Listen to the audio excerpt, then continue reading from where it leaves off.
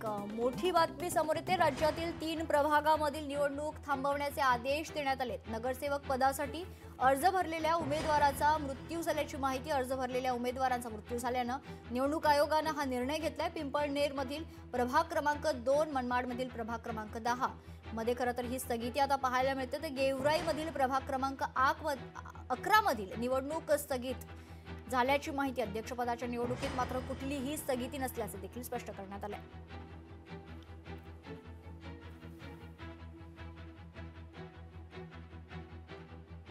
या संदर्भात सविस्तर माहिती जाणून घेऊयात। आपले प्रतिनिधी चेतन ननावरे आपल्या सोबत जोडले जात आहेत। चेतन, काय सविस्तर माहिती?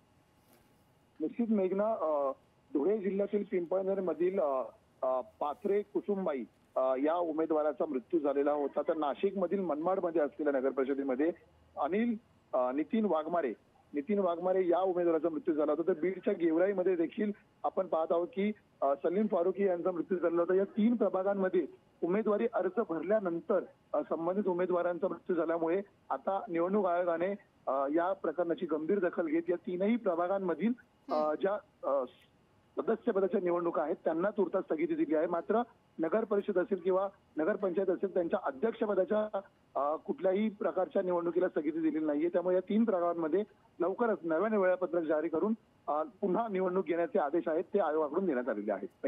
धन्यवाद चेतन, आपण दिलेल्या सविस्तर माहितीसाठी। लोकशाही मराठी ऐका, पहा, जागरूक रहा।